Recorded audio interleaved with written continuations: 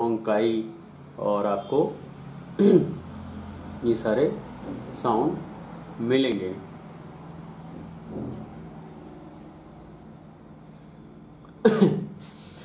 तो ये तो है लेफ्ट वेंट्रिकुलर फेल्यूर के सिम्टम। इसमें आप देखोगे तो जितने भी सिम्टम लगभग हैं सब कहाँ के सिम्टम हैं?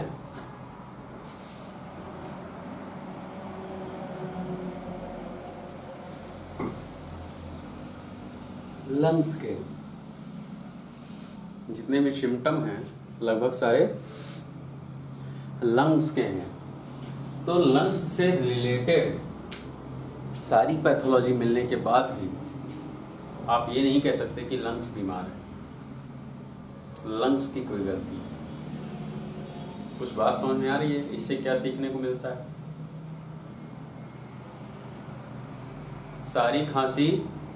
सारी खांसी कोरेक से ठीक नहीं होती है। सारी खांसी के लिए एंटीबायोटिक जरूरी नहीं है। सारी खांसी के लिए लीवोसिट्रीजिन जरूरी नहीं है और सारी खांसी में स्टीरॉयड यूज नहीं होता है। सारे ब्रीथलेसनेस स्टीरॉयड डिपेंडेंट नहीं है। सारे ब्रीथलेसनेस स्टीरॉयड इनहेलर देने की ज़रूरत नहीं है। उनके कारण कहीं और हो सकते हैं। इस मरीज को आप खांसी, सांस फूलने की कितनी भी दवाई देते रहें, क्या इसका कभी ठीक हो सकता है? आप पर्टिकुलर 1-2 दिन के लिए उसको सिम्टोमेटिक रिलीफ दे सकते हैं, क्योंकि आप जब स्टेरॉइड्स दोगे, आप जब एंटीबायोटिक दोगे तो ऑब्वियसली स्टेरॉइड्स क्या करते हैं, वो इनको डायलेट कर देंगे, तो थोड़ा सांस आराम से जाने लगेगा। एंटीबायोटिक दोगे तो फ्लूइड थोड़ा सूख जाएगा, बैक्टीरियल इन्फेक्शन नहीं हो पाएगा। लेकिन आप इसको जड़ से नहीं हटा सकते हैं। लेकिन ये सारी दवाइयाँ देने से आपको सिर्फ सिम्टोमेटिक रिलीफ मिलेगा। ये जो है ये बढ़ता चला जाएगा। तो जरूरी क्या है कि अगर ऐसे सिम्टम्स मिलते हैं तो एक बार कार्डिया पे भी स्टेथो रखना चाहिए, ब्लड प्रेशर मेजर करना चाहिए, बाकी सिम्टम्स भी देखने चाहिए कि कार्डिया भी कोई कारण होगा, उसको भी एक बार देखना जरूर चाहिए। क्रेफ्ट्स अगर आता है तो एक बार, और ऑर्थोपनिया ऐसे सिम्टम्स अगर आते हैं तो एक बार जरूर कार्डिया को इन्वेस्टिगेट करना चाहिए। अब बात करते हैं राइट वेंट्रिकुलर फेल्यूर की।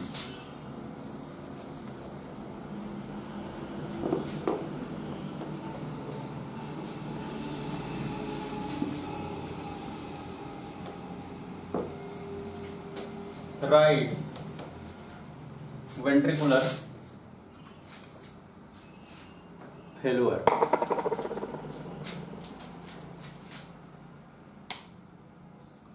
ज्यादा कॉमन लेफ्ट वेंट्रिकुलर फेल्यूर ही है।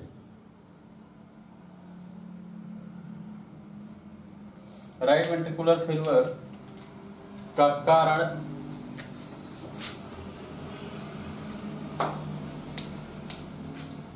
बहुत बार लेफ्ट वेंट्रिकुलर फेल्यूर होता है। ज्यादातर जो सबसे कॉमन लेफ्ट वेंट्रिकुलर फेल्यूर है, उसके बाद जो राइट वेंट्रिकुलर फेल्यूर होता भी है उसका भी कारण लेफ्ट वेंट्रिकुलर फेल्यूर ही होता है ज्यादातर।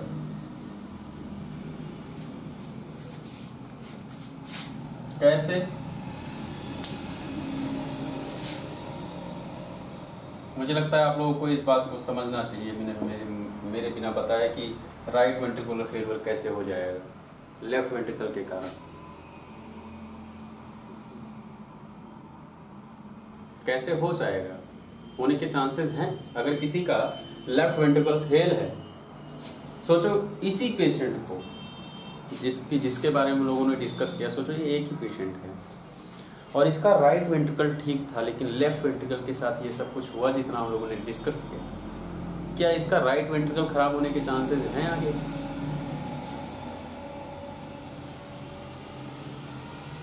कैसे खराब होंगे? मतलब क्या होगा?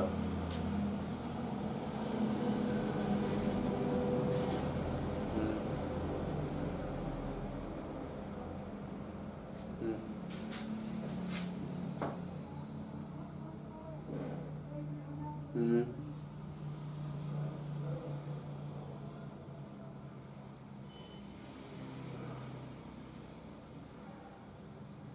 हम्म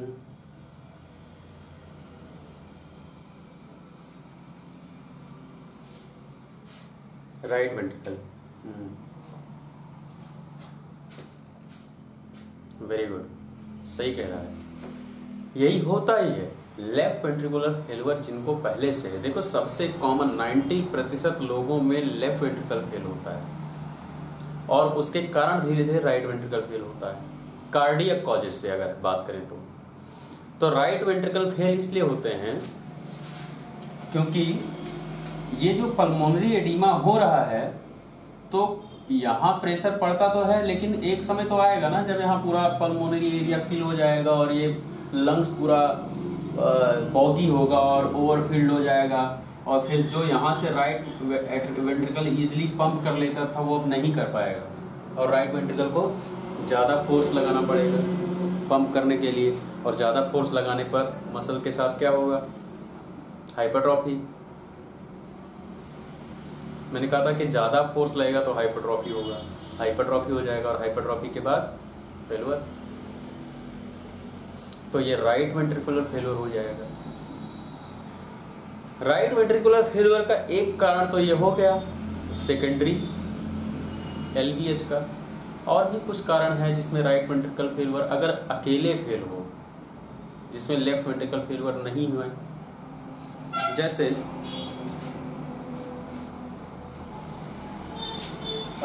लंग्स की अपनी बीमारियां, पल्मोनरी डिजीज, प्राइमरी डिजीज जिसको हम लोग कहते हैं, लंग्स अपना बीमार हो, जैसे fibrosis, lung fibrosis, tuberculosis, carcinoma, acid disorders. तो लंग्स अगर खुद में बीमार होगा तो जो ब्लड यहां से इजीली क्रॉस हो जाना चाहिए वो क्रॉस नहीं होगा, ये जो कैपिलरीज है यहाँ टाइट हो जाएंगी। लंग्स का साइज छोटा हो जाता है फाइब्रोसिस में, तो जब लंग्स का साइज छोटा होता चला जाता है तो यहाँ के जो वायरिंग से भी टाइट होते चले जाते हैं एल्वियोला के बीच में। तो जब इनका वायरिंग ही टाइट होगा तो इनका ल्यूमेन नैरो होता चला जाएगा और इस ल्यूमेन से इजीली ब्लड क्रॉस नहीं हो पाएगा जितना इजीली क्रॉस हो जाना चाहिए। तो होगा क्या? राइट वेंट्रिकल तो प्रेशर लगाएगा लेकिन यहाँ से ब्लड क्रॉस नहीं हो पाएगा, तो बैक फ्लो होना, ओवरफिलिंग होना शुरू होगा। यहाँ ओवरफिलिंग होना शुरू होगा और ओवरफिलिंग के कारण क्या होगा? ये प्रेशर इसको ज्यादा लगाना पड़ेगा और रेगुलर ऐसे करने से क्या होगा? Left ventricular fail, right ventricular failure. समझ में आ रहा है? Right ventricular failure. Right heart, left heart छोड़ दो, राइट हार्ट को जब भी लंग्स में पंप करने में डिफिकल्टी हो, मतलब राइट हार्ट फेल्यूर जो होगा, और वो सेकेंड और वो लेफ्ट वेंट्रिकल के कारण ना हो, लंग्स के कारण हो, तब उसको हम लोग कहते हैं कोर पल्मोनेल। इसको हम लोग क्या कहते हैं? Core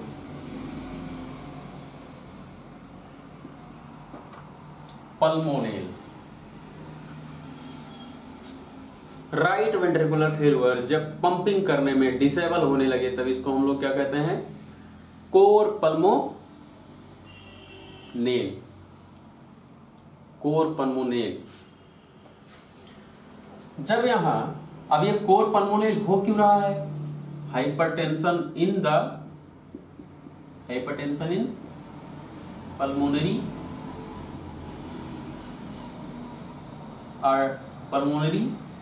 artery. ये पल्मोनरी आर्टरी है ना,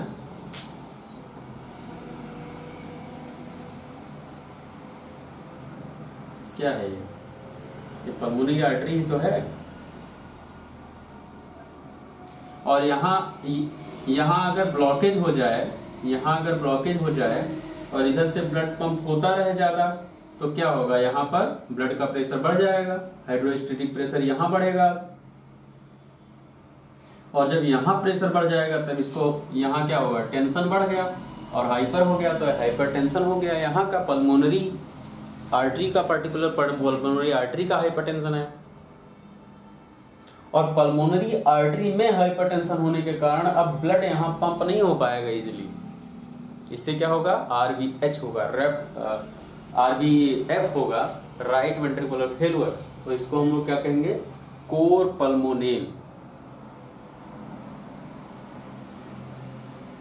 कोर पल्मोनेल।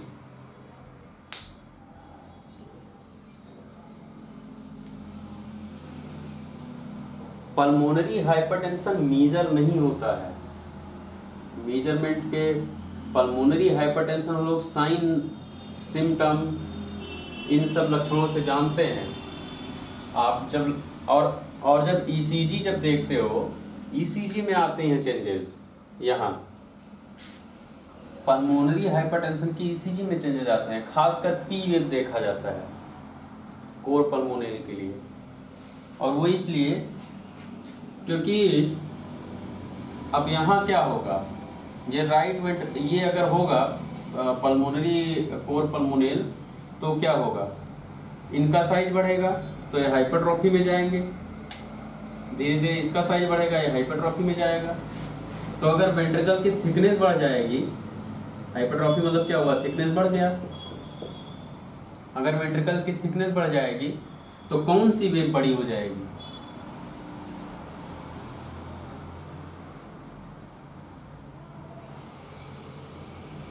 R वेव का साइज बढ़ जाएगा।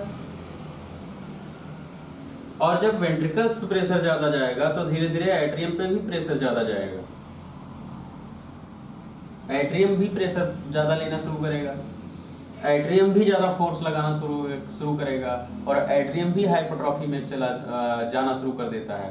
तो अगर एट्रियम की मसल्स थिक हो जाएंगी तो अब कौन सा वेव बढ़ेगा साइज में, कौन सा वेक्टर स्ट्रॉन्ग होगा ज्यादा, P वेव, तो P वेव की हाइट बढ़ जाएगी। तो आप देखोगे R वेव के साथ P वेव की भी हाइट बढ़ी हुई है, और देखोगे V1, V2, V3 में बढ़ी हुई है और AVR में बढ़ी हुई है। तो ये राइट साइड की बात हो गई। तो आप समझ जाओगे कि ये जो सब हो रहा है ये राइट साइड हो रहा है। दूसरे पेशेंट के सिम्टम्स अपने बहुत सारे सिम्टम हैं जिन पे हम लोग डिस्कस करने वाले हैं राइट वेंट्रिकल पे, और लंग्स की अपनी बीमारियों की हिस्ट्री, या LVH की बीमारियां हैं तो LVH में भी आएंगे चेंजेस, LVF है तो LVF के चेंजेस आएंगे,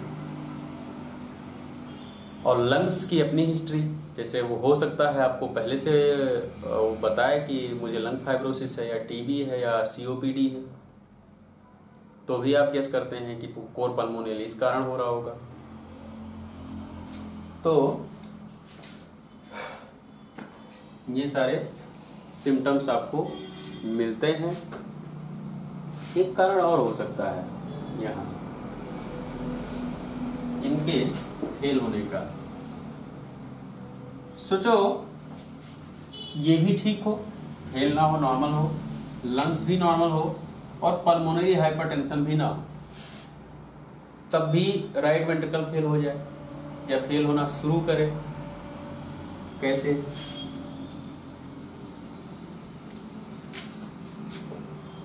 आप जानते हैं कि ये जो पल्मोनरी आर्टरी है,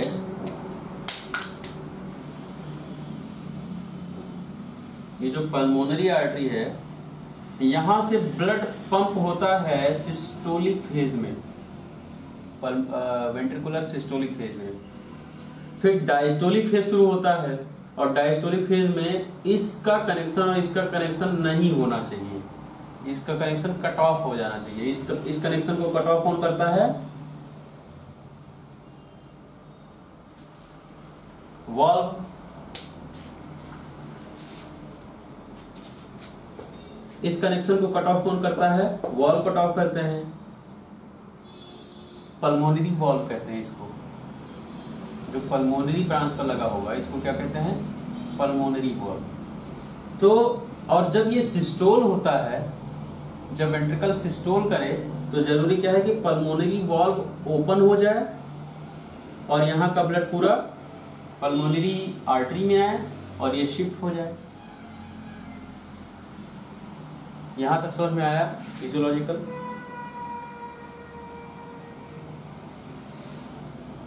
आवाज आ रही है? बहुत सारे लोगों में सोचो अगर ये जो पल्मोनरी वॉल्व है ये ओपन ही ना हो, जब वेंट्रिकुलर सिस्टोल हो तो ये ओपन ना हो, या ये कंप्लीट ओपन ना हो, ये थोड़ा सा ओपन हो, ज्यादा ओपन ना हो। तो अगर ये कंप्लीट ओपन नहीं होगा तो जब कार्डियक पंप करेगा तो क्या कंप्लीट यहां ब्लड जा पाएगा? नहीं जा पाएगा, नहीं जा पाएगा। और जब ब्लड जा नहीं पाएगा तो स्ट्रोक वॉल्यूम वीक होने लगेगा, तो फिर से फीडबैक आएगा और इनको ज़्यादा ताकत लगानी पड़ेगी। तो राइट वेंट्रिकल की गलती निकलेगी कि ये नहीं भेज पा रहा है, तो राइट वेंट्रिकल को ज़्यादा फोर्स लगाना पड़ेगा। लेकिन राइट वेंट्रिकल को ब्लड जहाँ से भेजना चाहिए वो रास्ता ही क्लोज है या नैरो है, जितना ल्यूमेन पहले होना चाहिए उतना बचा ही नहीं है, उतना बचा ही नहीं है। तो जब उतना बचेगा नहीं तो इसको प्रेशर ज्यादा लगाना पड़ेगा, क्योंकि इसका वॉल्व नैरो है, पल्मोनरी वॉल्व नैरो है, तो ये ज्यादा फोर्स लगाते लगाते धीरे धीरे किस में चला जाएगा? हाइपरट्रॉफी में। और हाइपरट्रॉफी से कहां? कार्डियक फेल्यूर में, राइट वेंट्रिकुलर कार्डियक फेल्यूर। समझ में आ रहा है?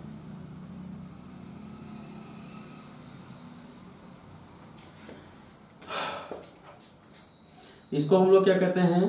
पल्मोनरी जो नैरोविंग है उसको क्या कहा जाता है? स्टीनोसिस। अगर नैरो हो जाए तो क्या, अगर वॉल्व नैरो हो जाए तो उसको क्या कहेंगे? Stenosis, pulmonary stenosis.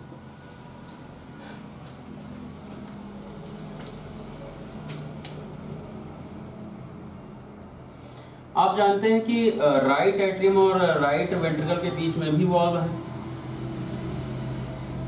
कौन सा वॉल्व होता है?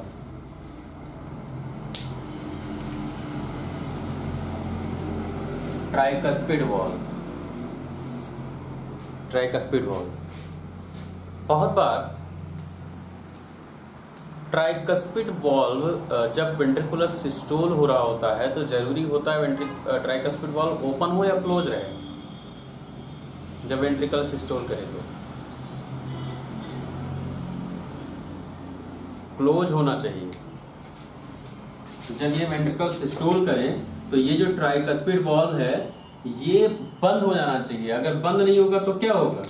जो यहाँ ब्लड पूरा पंप यहाँ होना चाहिए उसका कुछ ना कुछ प्रेशर ब्लड वापस चला जाएगा। अब बात करते हैं, ये तो हो गया पल्मोनरी स्टेनोसिस। बात करते हैं कुछ और कारण के। तो इसको स्टेनोसिस नहीं, इसको कोई और कारण है।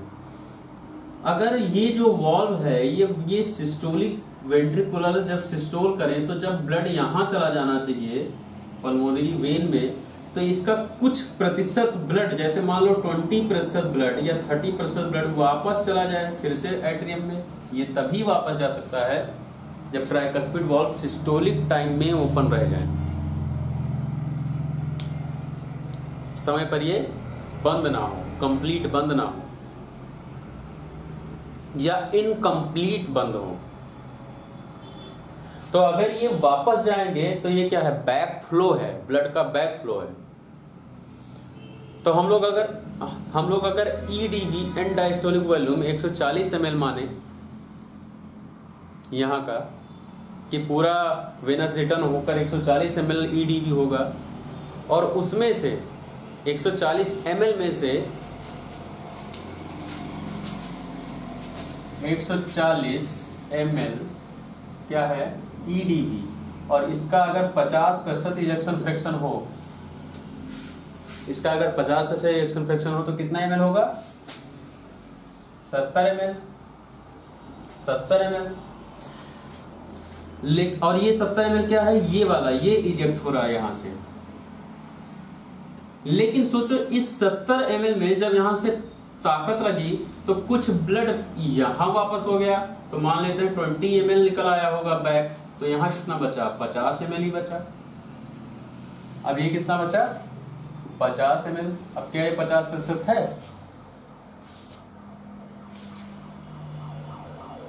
इजेक्शन फ्रैक्शन कम हो गया। इजेक्शन फ्रैक्शन कम हो गया तो फिर वही सब सिम्टम, कम ऑक्सीजन वाले, इजेक्शन फ्रैक्शन कम हो गया। ये जो बैकफ्लो हो रहा है इसको कहा जाता है रिगर्जिटेशन। मैंने बताया कि वॉल्व में दो ही टाइप की बीमारी है, एक तो स्टेनोसिस, एक रिगर्जिटेशन। स्टेनोसिस में वॉल्व ओपन ना हो और रिगर्जिटेशन में वॉल्व क्लोज ना हो।